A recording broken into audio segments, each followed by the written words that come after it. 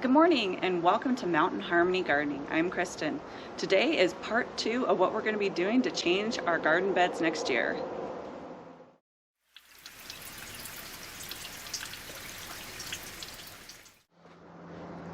Our long garden bed is going to be getting some big changes this next year. It started out as 3 separate beds, and it was our first garden beds that we put in when we moved in.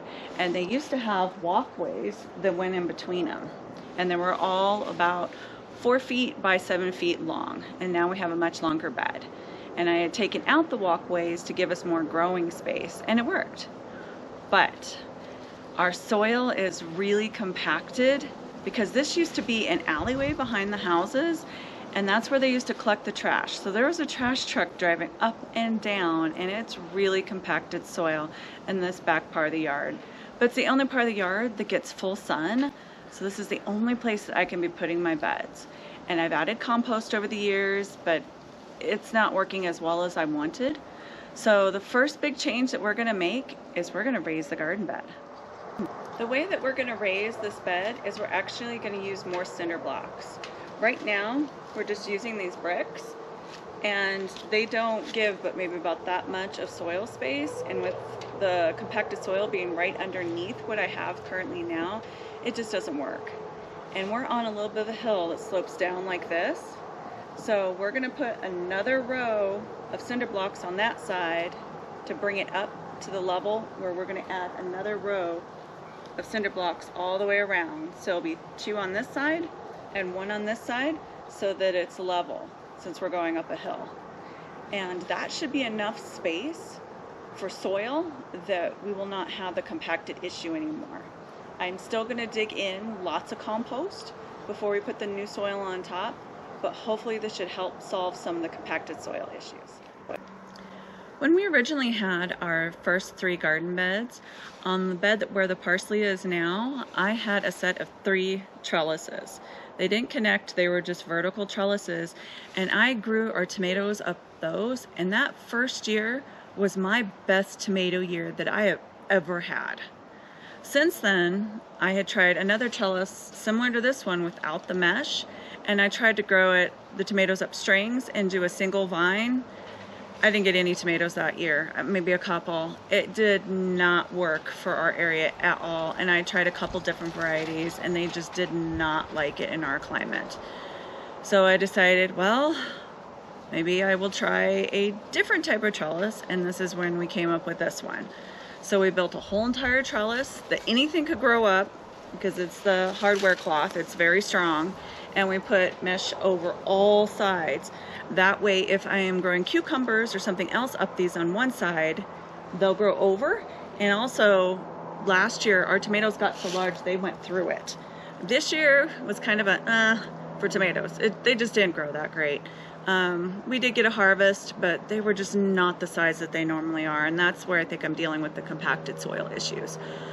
But I came out here this morning, and there's a cat that bullies Lola and constantly gets in cat fights, so I'll hear her inside, you know, you know, the cats do. And so I come running out. I have to chase off the cat. Well, today the cat was on our shed, and he is using this as a highway. So he's jumping from the fence to here to our shed, and from the shed to here to our fence. So we've decided for 2 reasons that we're gonna move this whole entire trellis. Johnny reassures me it can be done, right, Johnny? Sure. Why not? So we're gonna need some help, and we're gonna move the trellis. It is not cemented in, it's just dug down deep, and it's just in the soil, so it should be pretty easy to dig out. We are gonna take the trellis and move it to this side of the bed. First reason is because that very first year when I had such amazing tomatoes, I want to reproduce that again. And because of the cat highway, and I'm sure that other animals can use it as well. If the cats can get up there, then the raccoons can get up there, and that's one of the reasons we built the 6-foot fence, is to keep out some of the predators and some of the destructive animals out of our garden. So we are going to be moving the trellis. And the trellis works really, really well. In the last 2 years that I've had it, it does what I intended it to do, even if the plants aren't growing as well as they used to. My only thing that I'm going to do different with it is that the gap on this side and the gap on that side are a little bit too high.